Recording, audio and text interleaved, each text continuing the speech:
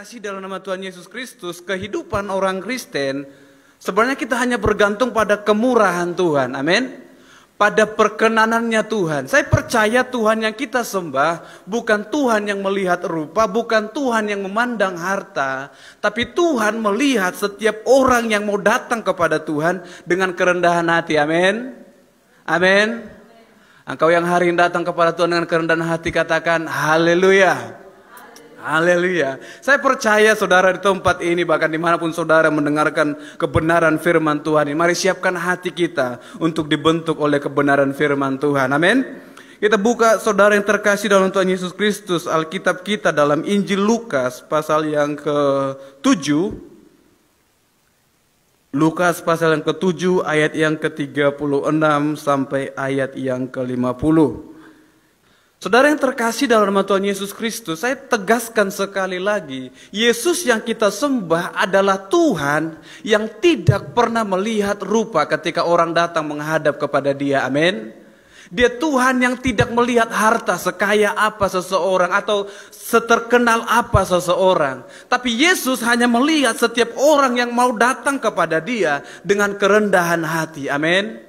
Dengan hati yang hancur, dengan hati yang menyesal. Itu yang Tuhan mau lihat. Saudara, dalam perikop ini bercerita bahkan menuliskan tentang seorang Farisi yang mengundang Yesus untuk datang makan di rumahnya, ya. Saudara yang terkasih dalam Tuhan Yesus, pada masa itu, pada masa Yesus mengajar orang-orang banyak, pada masa hidupnya Yesus mengajar ke berbagai daerah, Yesus mengajar banyak orang, Yesus mengajar di rumah-rumah ibadat, bahkan sangat banyak orang yang mengikut Tuhan.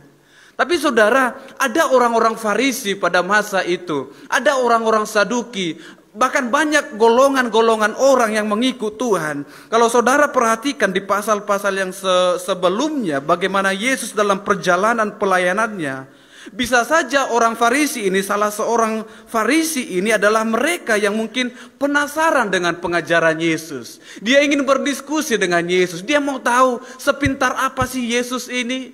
Sepintar apakah anak tukang kayu ini? Kok banyak sih yang mengikuti dia? Ya, kok dia melakukan perkataannya berkuasa, bisa menyembuhkan orang? Ya. Mungkin orang Farisi ini penasaran dengan Yesus, penasaran dengan kuasa yang ada dalam diri Yesus, mungkin saudara. Makanya firman Tuhan mengatakan, seorang Farisi mengundang Yesus untuk datang makan di rumahnya. Farisi ini saking penasarannya mungkin dia undang Yesus, datanglah makan di rumahku. Saudara, dalam Yahudi tidaklah mudah, bahkan tidaklah hal yang layak untuk makan dengan orang Farisi, sebenarnya orang-orang Yahudi, saudara. Ya, tapi Yesus memenuhi undangan itu. Saudara perhatikan ayat 36. Yesus memenuhi undangan seorang Farisi itu yang mengundang Yesus datang ke rumahnya. Yesus datang ke rumah orang Farisi itu lalu duduk makan. Ya, Yesus duduk makan bersama orang Farisi, saudara. Ya, bagi sebagian orang mungkin, ya, kok Yesus duduk dengan orang Farisi?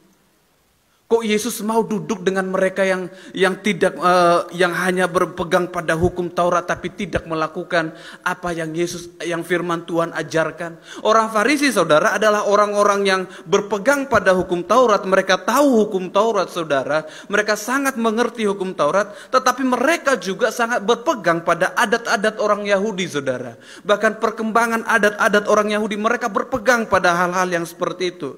Sehingga mereka penasaran dengan Yesus. Siapa orang ini yang tidak belajar, yang mungkin tidak ada pendidikannya, saudara. Alkitab tidak ada mencatat Yesus mungkin diajar seorang profesor, Yesus diajar seorang guru, dosen yang luar biasa. Enggak ada. Kalau orang Farisi jelas mereka belajar Alkitab, mereka belajar Taurat, mereka rajin duduk di rumah ibadat, mereka sering bertanya jawab tentang Alkitab, sehingga mereka mengerti tentang hukum Taurat, saudara. Tapi Yesus, firman Tuhan mencatat, dia seorang yang sangat kaya, bahkan sangat luar biasa dalam mengajar, tanpa pendidikan, saudara, ya. Cukup Roh Kudus, cukup dia yang adalah firman itu, lewat perkataan yang sanggup mengubahkan setiap orang yang mendengarkan, amin. Yesus memenuhi undangan Farisi itu, dia duduk bersama orang Farisi itu, dia makan bersama orang Farisi itu. Kenapa saya katakan saudara, kenapa Yesus harus memenuhi undangan itu? Ya, Yesus memenuhi undangan orang Farisi itu supaya apa? Yesus mau tunjukkan satu hal saudara. Kalau yang pertama tadi, Yesus mau tunjukkan dia adalah Tuhan yang tidak memandang siapa yang mengundang.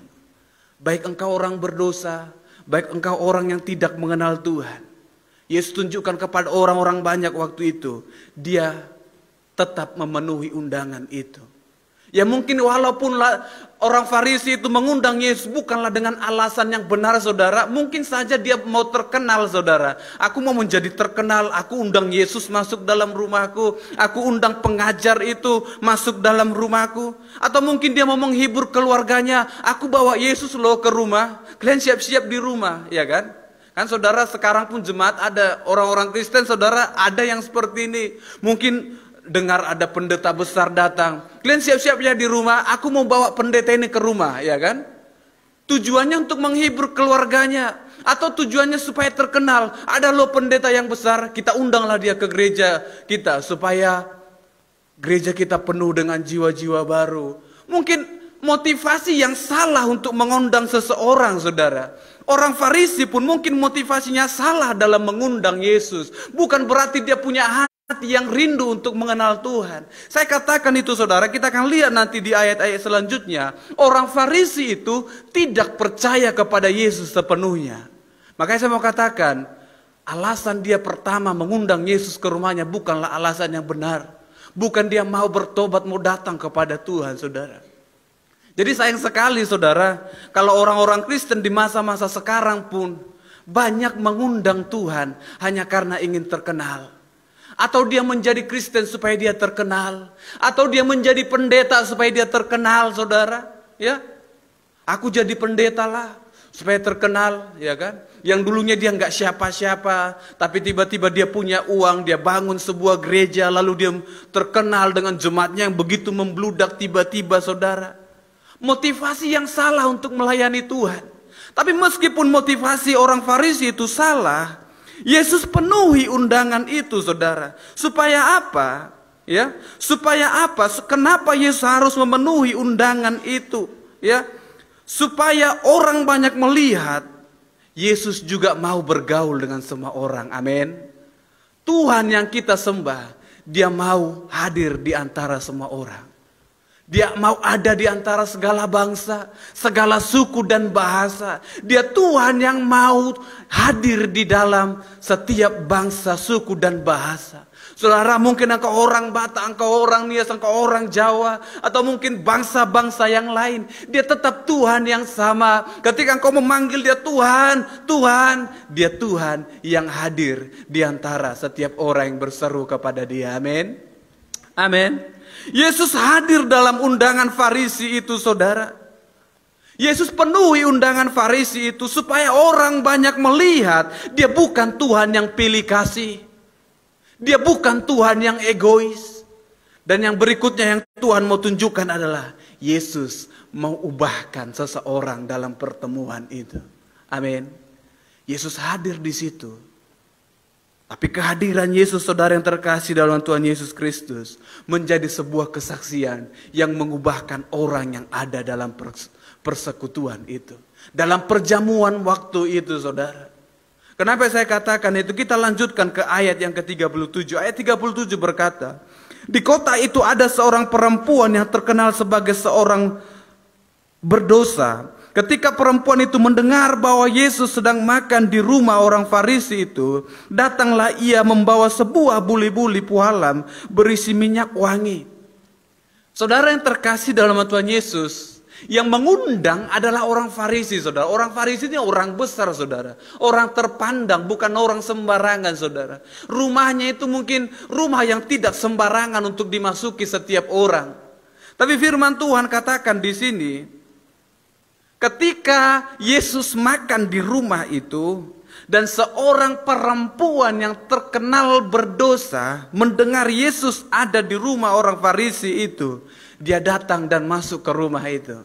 Saudara, saya sampaikan sedikit, banyak para teolog mungkin yang berkata yang dimaksud dalam perempuan di sini adalah Maria Magdalena lah, Maria yang ada dalam Yohanes lah, yang mengurapi Yesus di Betania. Tapi mau saya katakan, mungkin perempuan ini adalah perempuan yang berbeda, saudara. Ya, Matius, Lukas tidak mencatat begitu jelas siapa perempuan ini, tidak menulis begitu jelas kapan kejadian ini, tidak terlalu memperhatikan waktu dan tempatnya. Tapi saya percaya perempuan yang berdosa ini adalah perempuan yang pernah mendengar khotbah Yesus. Amin. Perempuan yang pernah mendengar Yesus mengajar, atau mungkin bisa saja saudara, perempuan dalam Yohanes pasal yang ke-8 yang kedapatan berzina itu, yang pada waktu orang ingin menghakimi dia, ingin merajam dia dengan batu, Yesus hanya menulis di tanah. Dia berkata kepada orang-orang Farisi itu, kepada imam-imam itu, siapa di antara kamu yang tidak berdosa? Dia yang melempari pertama kali. Lalu satu persatu orang meninggalkan dia, dan Yesus pun berkata kepada perempuan itu, aku pun tidak akan menghukum engkau, pergilah karena imanmu menyelamatkan engkau. Amin. Saya percaya perempuan yang datang ke rumah orang Farisi ini, yang datang ke kaki Yesus itu adalah perempuan berdosa yang pernah mendengar khotbah Yesus. Amin. Dia pernah mendengar khotbah Yesus, makanya dia tahu siapa Yesus. Sayangnya saudara yang terkasih dalam Tuhan Yesus, orang Kristen berulang kali mendengar khotbah yang sama. Dia tahu khotbah itu berulang kali, bahkan dia hafal akan ayat itu. Tapi dia tidak percaya kepada Yesus. Dia tidak percaya kepada Tuhan. Dia tidak percaya dia Tuhan yang sanggup mengampuni dosa umat-umat yang berdosa kepadanya. Perempuan ini saudara mungkin sekali dua kali mendengar Yesus mengajar, atau mungkin dia dengar tentang Yesus ini dari orang lain, tapi hatinya saudara rindu akan Tuhan. Hatinya bersuka cita mendengar Yesus ada di kota itu. Mungkin dia adalah perempuan yang tinggal di kota itu. Dia bukan orang Yahudi, tapi dia tinggal di kota itu. Jadi ketika dia mendengar Yesus sedang ada di kota itu, dia bersuka cita dalam hatinya. Amin. Amin. Berapa banyak di antara kita yang masih bersuka cita ketika dikatakan hadirat Tuhan ada di antara kita? Atau berapa banyak di antara orang Kristen yang masih bersuka cita ketika datang menyembah Tuhan, memuji Tuhan di dalam rumahnya Tuhan? Amin. Berapa banyak saudara? Berapa banyak hati yang masih haus akan hadirat Tuhan? Ya, sayangnya kita terlalu merasa kami sudah kenyang dengan firman. Kami kenyang dengan firman, kami kenyang dengan pengajaran. Kami nggak butuh lagi duduk di gereja itu. Sehingga muncul pertanyaan dalam orang Kristen sekarang, haruskah tinggal di rumah Tuhan? Ya kan? Haruskah duduk tenang di rumah Tuhan? Kenapa? Banyak orang merasa mereka kenyang dengan firman Tuhan. Muak dengan firman Tuhan. Kenapa saudara? Kebanyakan daripada kita terlalu sering mendengar firman Tuhan, tapi tidak pernah memberikan kepada orang lain. Engkau kenyang, saudara. Engkau sampai buncit dengan firman Tuhan, ya kan? Bahaya orang Kristen yang terlalu buncit dengan firman Tuhan. Otaknya penuh dengan firman Tuhan. Saking penuhnya, berkelahi pun sama orang pakai firman Tuhan, ya kan? Berkelahi pun pakai firman Tuhan, pakai ayatnya di sini, ayatnya di sini. Dia ribut sama tetangganya, oh pakai firman Tuhan juga. Saudara, engkau bukan pelaku firman. Engkau bukan orang yang haus akan pembenaran yang daripada Tuhan. Engkau terlalu kenyang dengan firman. Engkau terlalu sama seperti apa yang firman Tuhan katakan. Domba yang terlalu kenyang dengan firman, saudara. Ketika dia kenyang, dia pergi ke kolam itu, dia menginjak-injak kolam itu, sehingga menjadi kotor dan domba-domba yang lain tidak bisa minum dari kolam itu, dari air itu. Bahaya menjadi orang Kristen yang hanya kenyang dengan firman, tapi tidak haus akan firman Tuhan. Tidak haus bagaimana Tuhan melawat dia. Atau orang yang pernah merasakan Tuhan menjamah hidupnya, menolong hidupnya, dia tidak ingat dengan Tuhan. Saya katakan perempuan ini pernah berjumpa dengan Yesus. Kenapa? Dia sangat rindu dalam hatinya ketika dia mendengar Tuhan ada di kota ini. Yesus sedang ada di kota ini. Ya, Yesus sedang ada di kota ini. Mungkin dia dengar, Contohnya namanya entah siapa lagi tuh buat nama si perempuan ini. Entah si Tini kah? Tini, Yesus sedang ada di sini. Yesus yang menolong saya itu ya. Iya kan? Dia ingat siapa Yesus. Orang Kristen, akan ada KKR, kita akan dilawat oleh Tuhan. Pendeta yang mana ya? Diurapinya itu, ya kan? Pertanyaannya ini sudah. Terkenalnya itu, baru lulus S1-nya. Salah pikir kita. Tapi kalau udah buat spanduk, makanya saudara spanduk kadang gelar itu mempengaruhi ya kan. Kalau dibuat doktor, di belakangnya lagi entah apa itu. Insinyur, itu orang agak datang saudara, agak datang ya kan. Tapi kalau masnya, hanya contohnya Budiono Simbol, nggak ada gelarnya. Dalam pemerintahan saudara kadang, Pak, apa gelarnya, ya kan? Apa gelarnya? Dunia mulai melihat gelarnya, saudara. Enggak lihat Yesusnya, amin. Harusnya kita lihat Yesusnya. Ini lihat gelarnya dulu. Enggak cocok dibuat di spanduk, enggak usah pakai spanduk. Ya kan? Enggak usah pakai spanduk. Tapi saudara, perempuan yang terkenal berdosa ini, saudara bayangkan, firman Tuhan mencatat, dia terkenal perempuan yang berdosa. Ya kan, kalau dia ini pezina, mungkin dia dapat julukan pezina. Kalau dia lewat, pezina. Ya kan, mungkin, pelacur. Cur, mau kemana? Ya kan. Dia sampai dapat gelar loh, saking terkenalnya dia, saudara. Ini firman Tuhan yang catat, saking berdosanya perempuan ini, dia terkenal, saudara. Ya kan, mungkin dia, udah lewat pelacur, jangan lihat itu, Ya kan. Atau mungkin diantara saudara bukan pelacur, mungkin dia pencuri, ya kan? Udah lewat pencuri. Amankan dompetmu. Ya kan? Atau di gereja yang latar belakangnya kawannya tadi pencuri, saudara. Bagus simpan tasmu. Gak tahu kita, rambut boleh hitam katanya. Ini, bahasa ya saudara. Saya mau katakan saudara, kadang yang membuat orang tidak berubah adalah orang-orang di sekitarnya. Saudara percaya atau tidak? Kalau seorang pencuri tidak akan berubah kalau bukan orang yang di sekitarnya yang mendukung dia untuk berubah. Ya. Tapi kalau orang-orang di sekitarnya saudara, pencuri, dia tidak akan berubah, percayalah. Bahkan mungkin dia akan semakin jahat. Aku udah mau berubah, kalian gak mau terima, ya kan? Kalian gak mau tolong aku untuk berubah.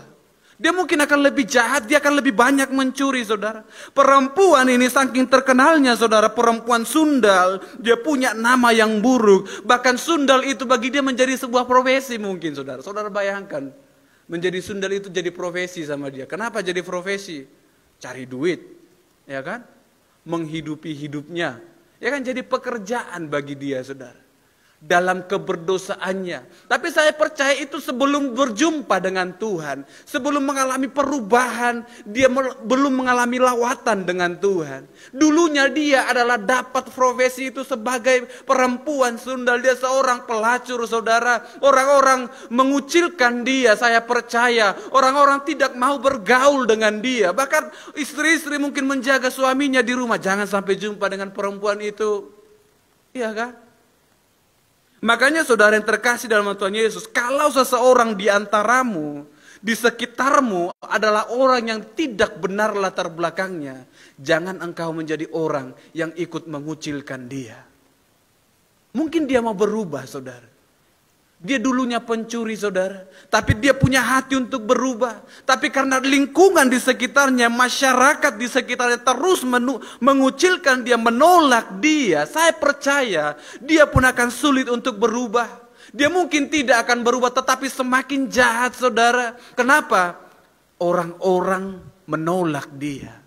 Jangan salahkan, saudara. Kalau orang-orang yang jahat pun semakin jahat. Kenapa? Gereja mulai menutup diri dengan orang-orang yang berdosa. Gereja mulai menutup diri, membatasi diri dengan orang-orang yang mau datang kepada Tuhan. Gereja dalam bahasa aslinya dari eklesia itu yang dipanggil dari dalam gelap ke dalam terangnya yang ajaib. Gereja bahkan orang Kristen lupa dengan Apa fungsi mereka, apa peranan mereka kalau gereja ada, supaya mereka yang di dalam gelap datang ke dalam terangnya Tuhan yang ajaib. Amin. Amin. Gereja tidak tempat orang-orang yang kudus, saudara. Bukan menjadi tempat orang-orang yang suci. Engkau yang tidak suci, engkau tinggal di luar, ya kan? Engkau yang berdosa di gedung sebelah. Enggak, saudara. Siapa yang tahu engkau orang yang suci, engkau orang yang tidak berdosa? Hanya Tuhan, amin. Hanya Tuhan. Sekalipun engkau berdosa, datang kepada Tuhan ke dalam terang yang ajaib itu. Saat gereja membuka diri, saat gereja menerima dia, saya percaya Tuhan sanggup ubahkan setiap orang. Dia pun sanggup berubah. Saya percaya perempuan sundal ini pun kalau orang di sekitarnya memperhatikan dia, menolong dia, bahkan dalam kehidupannya sehari menolong perempuan ini, saya percaya dia pun tidak akan terus-terusan menjadi perempuan sundal, saudara. Dia tidak terus melacurkan dirinya, enggak. Kenapa? Orang-orang di sekitarnya menolong dia. Tapi orang-orang yang ada di lingkungannya waktu itu, orang-orang Yahudi waktu itu, tidak memperhatikan keberadaan perempuan ini. Mereka hanya mementingkan dirinya. Mereka membatasi dirinya. Oh, kita kudus. Jangan mau bergaul dengan orang berdosa. Nanti kita jadi ikut berdosa. Ya, gereja pun kalau engkau membatasi dirimu, oh kita jangan bergaul dengan orang-orang berdosa. Saat itulah orang-orang yang berdosa pun akan semakin hilang, saudara. Apakah engkau puas engkau masuk sendirian ke dalam kerajaan Tuhan? Sepi, ya kan? Sepi, saudara. Jangan mau masuk sendirian. Oh, kayak KKR aja bawa teman, bawa saudara, ya kan? Masa ke surga mau masuk sendiri? Jangan. Amin. Biarkan mereka yang hampir hilang ketika jumpa dengan saudara, dia mau datang kepada Tuhan. Sambil menangis, ia berdiri di belakang Yesus dekat kakinya, lalu membasahi kakinya itu dengan air matanya dan menyekanya dengan rambutnya. Kemudian ia mencium kakinya dan meminyakinya dengan minyak wangi itu.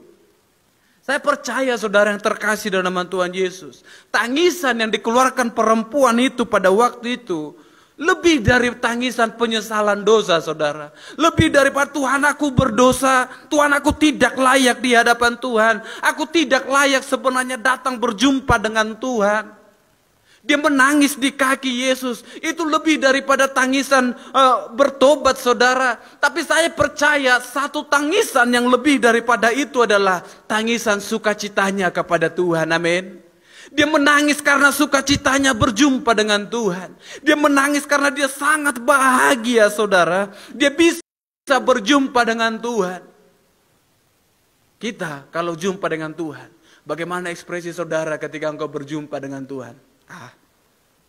Biasa aja lah Tuhan, ya kan? Samanya, engkau tidak sama dengan Tuhan, saudara. Engkau tidak sama. Kalau mungkin ada orang manusia itu segambar dan serupa dengan kita dalam kitab Kejadian. Oh, sama rupanya kita dengan Tuhan. Ketika manusia memakan buah, oh menjadi sama seperti kita, kata firman Tuhan. Mereka tahu hal yang benar dan yang tidak benar. Banyak orang menjadi sombong, berpikir sama dengan Tuhan. Saya mau katakan, engkau tidak sama dengan Tuhan. Dia Tuhan yang adalah juru selamat setiap kita yang berdosa, amin. Dia Tuhan yang luar biasa. Makanya perempuan ini lebih daripada tangisan penyesalan dosa, saudara. Dia menangis bersukacita berjumpa dengan Tuhan. Saya mau katakan, dia mau masuk ke rumah seorang Simon si Farisi itu, saudara, bukanlah hal yang mudah. Masuk ke rumah orang Farisi, saudara bayangkan orang sundal masuk ke rumah orang Farisi yang sangat mengerti firman Tuhan, kitab Taurat, kitab Musa, tidak gampang masuk ke rumah orang Farisi, saudara. Orang Farisi, saudara baca dalam Yohanes pasal ke-8, orang yang ketahuan berzina dia harus dilempari dengan batu sampai mati, dia katakan kepada Yesus. Mereka tahu firman Tuhan, mereka tahu hukum Taurat, saudara. Makanya gak gampang bagi perempuan itu masuk ke rumah orang Farisi itu. Gak gampang, saudara. Mungkin banyak orang yang mencegah dia, jangan masuk, jangan masuk. Tapi firman Tuhan mencatat, dia sampai ke belakang Yesus, dia sangat dekat dengan Yesus, dia masuk ke dalam perjamuan makan itu ketika Yesus sedang makan. Orang Farisi itu, perempuan itu yang berdosa itu, dia datang di belakang kaki Yesus. Amin. Saudara, orang-orang Yahudi waktu itu kalau makan, saudara, mereka duduk, saudara, dia menghadap mejanya. Dan firman Tuhan mencatat perempuan ini sambil menangis ia pergi berdiri di belakang Yesus dekat kakinya. Dia berdiri di belakang kaki Yesus. Saudara bayangkan, saya mau katakan perempuan ini saking merendahkan, saking dia berkata aku gak layak sebenarnya Tuhan. Tapi karena sukacitaku pernah Tuhan ubahkan. Makanya saya percaya perempuan yang berdosa ini pernah berjumpa Yesus sebelum kejadian ini, saudara. Dia datang dalam sukacitanya. Tuhan, hari ini aku sudah berubah. Tuhan, hidupku sudah diubahkan. Aku bersukacita pernah berjumpa dengan Tuhan. Dalam kerendahan hatinya, dalam penyesalannya, dia berdiri di belakang Yesus, saudara. Dia tidak melihat wajah Yesus secara langsung. Kenapa? Dia berpikir, aku gak layak Tuhan. Aku gak layak memandang wajah Tuhan. Aku orang yang tidak benar. Aku perempuan yang berdosa Tuhan. Dosaku sangat besar. Aku gak layak melihat wajah Tuhan. Dia berdiri di belakang Yesus, saudara. Dia tersungkur di kaki itu, saudara. Kalau orang Yahudi duduknya dilipat kakinya, saudara, kakinya agak ke belakang. Makanya perempuan ini bisa menggapai kaki Yesus. Dia tidak mengurapi kepala Yesus. Dia tidak mengurapi tubuh Yesus. Tapi dia mengurapi kaki Yesus. Kenapa? Yang dia bisa gapai ketika Yesus sedang makan dengan orang Farisi itu, di meja perjamuan itu, hanya kakinya yang bisa dia gapai. Perempuan itu, saudara, dengan menangis, kata firman Tuhan. Dia menangis berdiri di belakang Yesus dekat kakinya, lalu membasahi kakinya itu dengan air matanya dan menyekanya dengan rambutnya. Saudara bayangkan bagaimana seorang perempuan yang bisa membasah, firman Tuhan berkata, sampai membasahi kaki Yesus dengan air matanya. Dia menangis, gak menangis pura-pura, saudara. Ya kan? Karena ada orang yang menangis pura-pura. Tapi saya percaya perempuan ini bukan seperti itu, saudara. Dia tidak pura-pura menangis. Kenapa? Firman Tuhan mencatat sampai kaki Yesus dibasahi dengan air matanya. Amin. Enggak dengan air ludahnya, saudara. Enggak. Enggak. Tapi dengan air matanya dia basahi kaki Yesus. Dia pegang kaki Yesus itu. Dia tersungkur di kaki itu.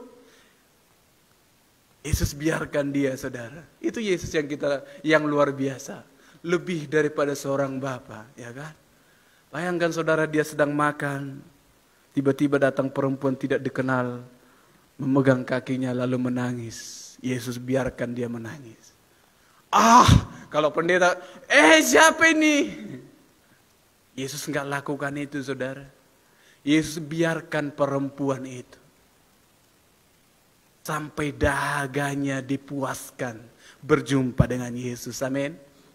Sampai perempuan itu dipuaskan berjumpa dengan Yesus. Dia membasahi kakinya dengan air matanya, menyekanya dengan rambutnya. Kemudian dia mencium kakinya dan meminyakinya dengan minyak wangi itu. Saudara yang terkasih dalam Tuhan Yesus, yang dulu saya percaya seorang perempuan sundal ini dia menjaga matanya, betul? Betul, perempuan? Perempuan kalau udah berdandan pasti takut nangis, ya kan? Percayalah, saudara, yang cantik-cantik datang ke gereja, kalau penyembahan pasti takut nangis. Kenapa? Nanti hitam ke sini, ya kan? Jadi bertopeng, ya kan? Pasti dia jaga, dia nggak akan gampang nangis. Rambutnya, perempuan sundal pasti menjaga rambutnya, ya kan? Percaya nggak, saudara? Kalau rambutnya jelek, laku nggak dia? Enggak, minimal diluruskan, ya kan, diluruskan rambutnya, diikat, didandan. Ini perempuan harus jaga ini, saudara, ya kan? Perempuan sundal pasti memperhatikan penampilan mukanya. Namanya juga perempuan sundal, saudara. Kalau dia kayak setan di pinggiran itu, nggak ada orang yang tawar, nggak ada laki-laki yang singgah sama dia, saudara. Tapi karena dia begitu cantik parasnya, dia menjaga matanya tetap kelihatan cantik, bersinar, ya kan? Rambutnya cantik, lurus lagi. Kadang mau kalau ngambil sesuatu pun biar nggak salah rambut ini, ya kan? Biar tetap lurus, ya kan? Saya percaya perempuan sangat memperhatikan penampilan rambutnya. Kalau dia nggak memperhatikan rambutnya, dipertanyakan keperempuanannya, ya kan?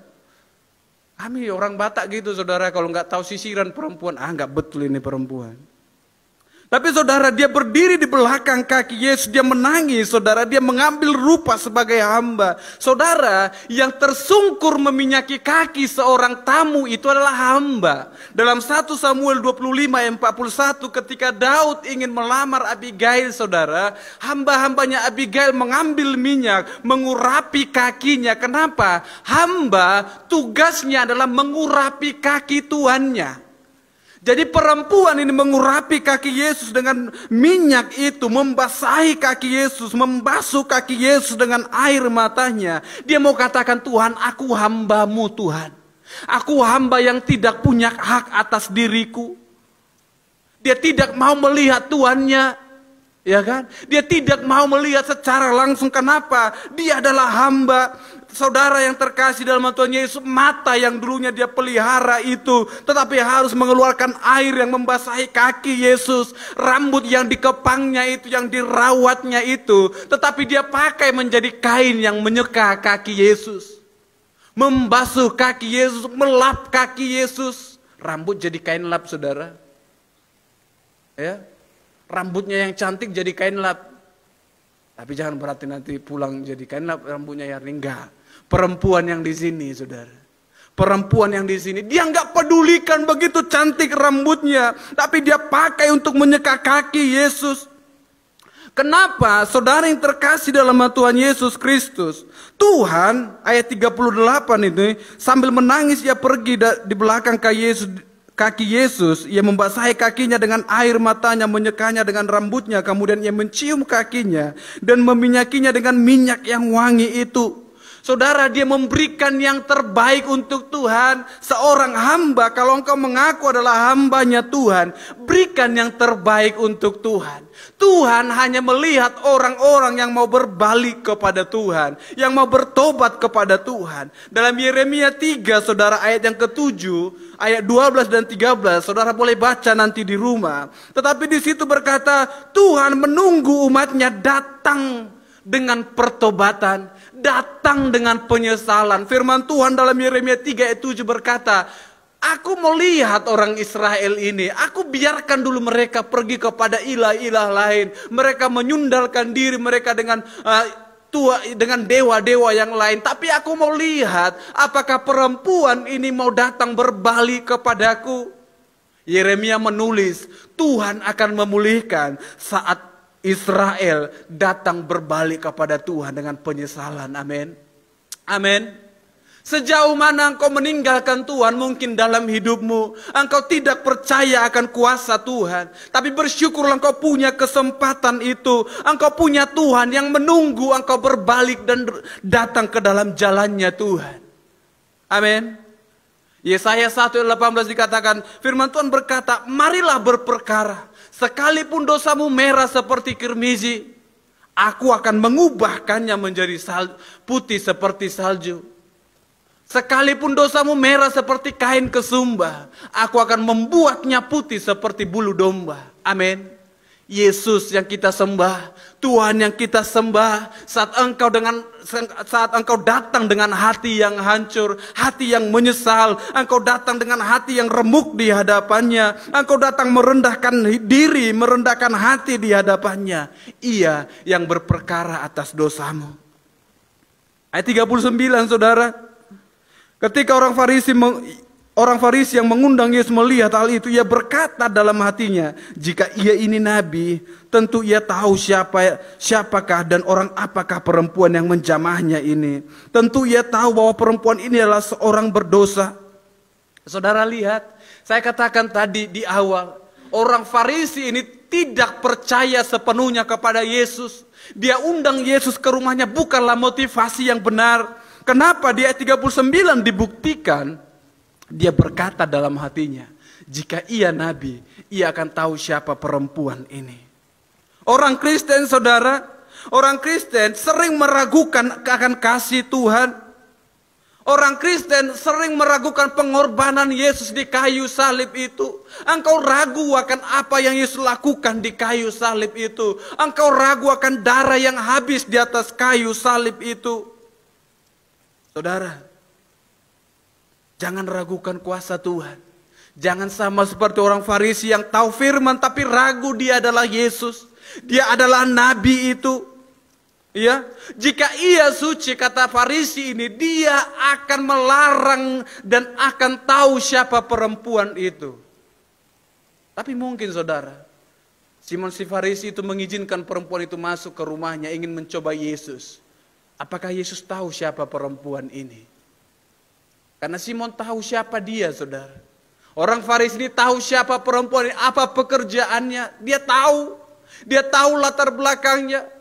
Dia ingin coba Yesus. Kalau dia betul nabi, dia harus tahu siapa perempuan ini. Orang Kristen, gereja Tuhan saat ini, kalau dia betul hamba Tuhan, dia berdoa ini harus terjadi. Engkau sering membuat tolok ukurmu sendiri akan seorang hamba Tuhan. Kalau dia betul hamba Tuhan, dia harus tahu ini benar atau tidak. Atau kalau dia betul pendeta yang diutus Tuhan, dia harus bisa memberikan jalan keluar untuk masalah ini. Jangan jadi orang Kristen yang seperti itu Bapak Ibu, yang membuat tolok ukurmu sendiri terhadap hamba-hamba Tuhan. Membuat tolok ukurmu sendiri akan gereja Tuhan. Jangan sama seperti orang Farisi itu. Saudara yang terkasih dalam Tuhan Yesus, gereja Tuhan, bahkan orang-orang Kristen pun sering membatasi dirinya dengan orang berdosa. Dia merasa hidupnya sudah kudus. Saudara baca dalam Yesaya 65 ayat 5, ya, Yesaya 65 ayat 5, Tuhan marah dengan orang-orang, dia benci dengan orang-orang yang berkata, oh jangan bergaul dengan mereka, nanti mereka jadi kudus.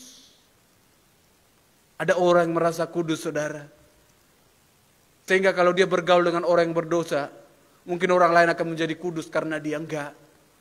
Orang lain dikuduskan bukan karena saudara.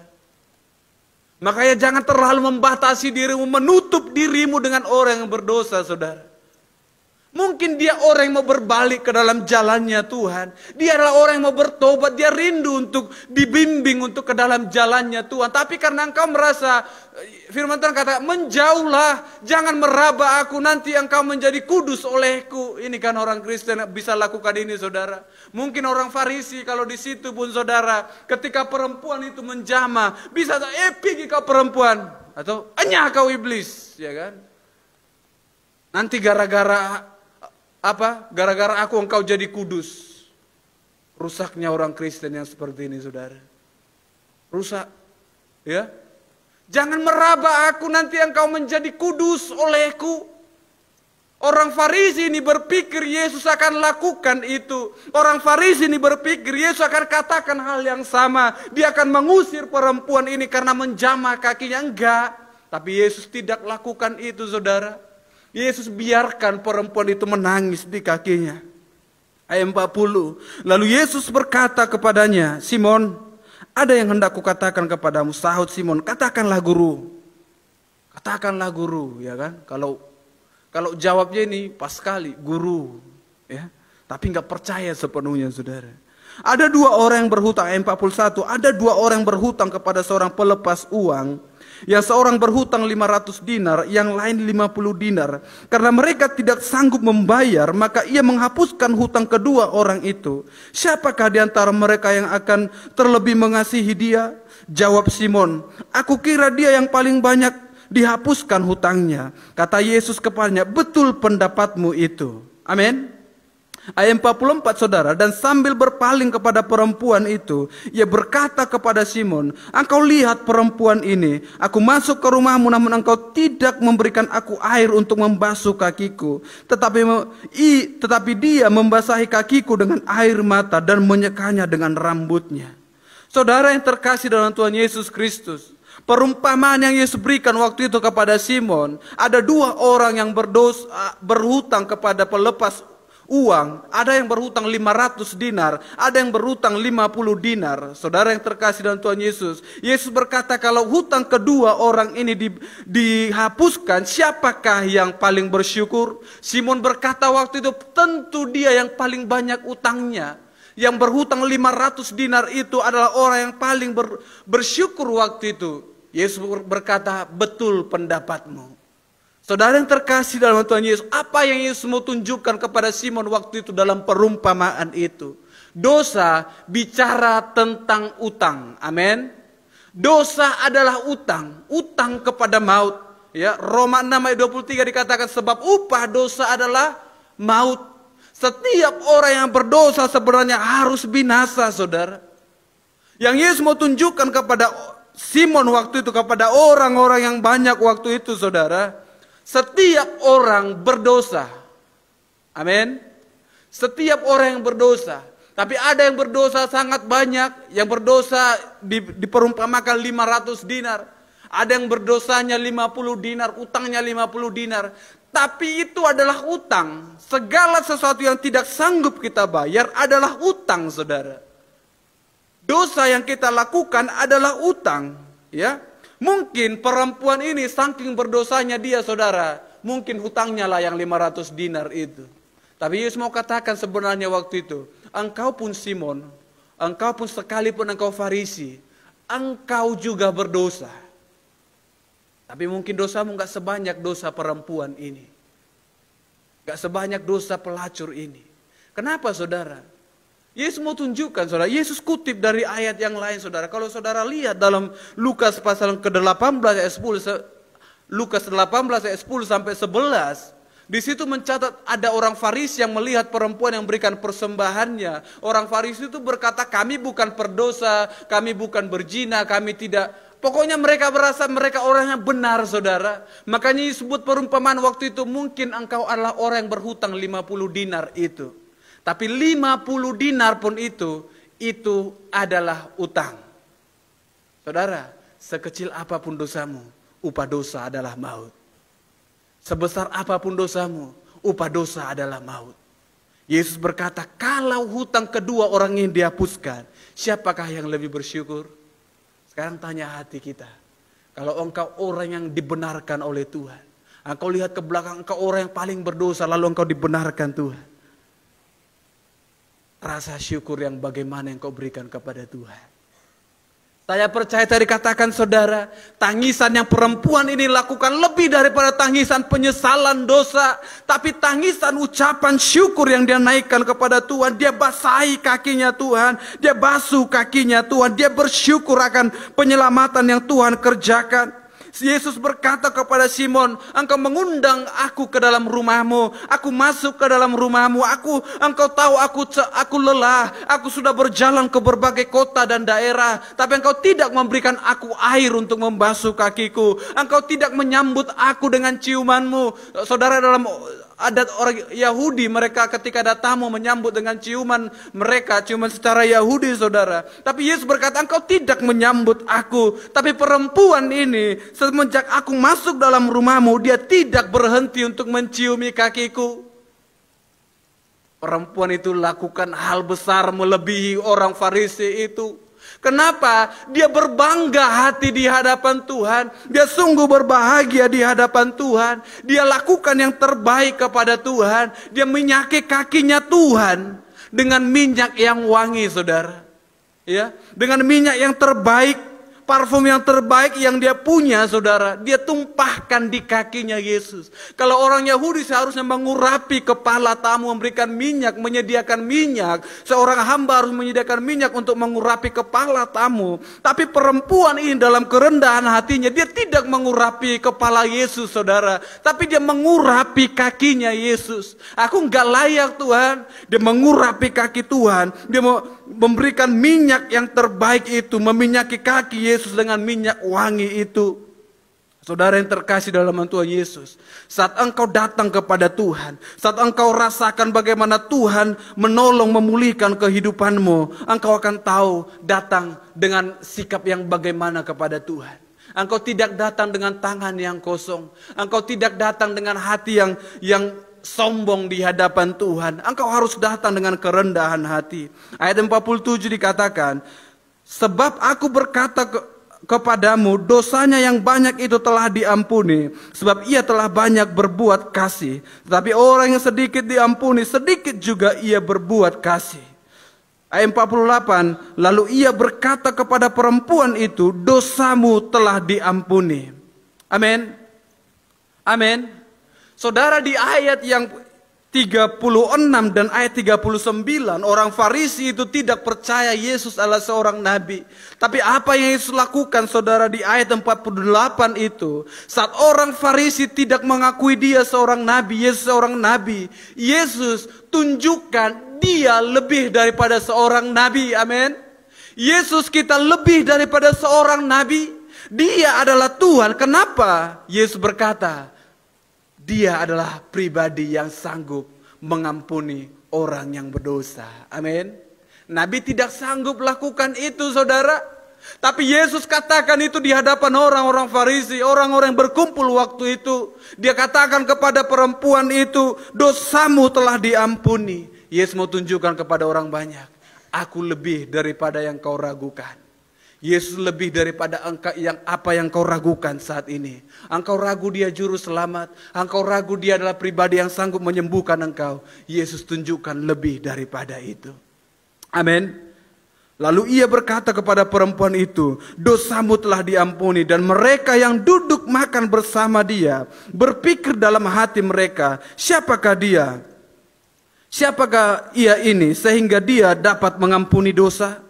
Tetapi Yesus berkata kepada perempuan itu, imanmu telah menyelamatkan engkau, pergilah dengan selamat. Amin. Amin. Yesus berkata, saudara, orang-orang yang membantah dia, orang-orang yang tidak percaya dengan dia, dia sanggup mengampuni dosa. Saudara, mungkin itu menjadi kata penghujatan bagi sebagian orang. Tapi bagi dia yang adalah Tuhan, yang adalah Raja di atas segala raja itu, dia sanggup menghapuskan hutang dosa itu. Dia berkata, imanmu telah menyelamatkan engkau. Yesus meneguhkan dan menghibur hati perempuan itu. Dia meneguhkan hati perempuan itu, jangan takut, jangan bimbang, karena engkau beroleh keselamatan di dalam Yesus. Amin. Sebab di bawah kolong langit ini tidak satu nama yang diberikan kecuali kepada nama Yesus. Amin. Yang di dalamnya ada keselamatan dan hidup. Haleluya. Saudara yang terkasih dalam Tuhan Yesus Kristus, serendah apapun engkau, tapi ketika engkau pernah merasakan apa yang Yesus ubahkan dalam hidupmu, engkau datang dengan ucapan syukur di hadapan Tuhan. Sama-sama kita berdoa, kita tundukkan kepala kita.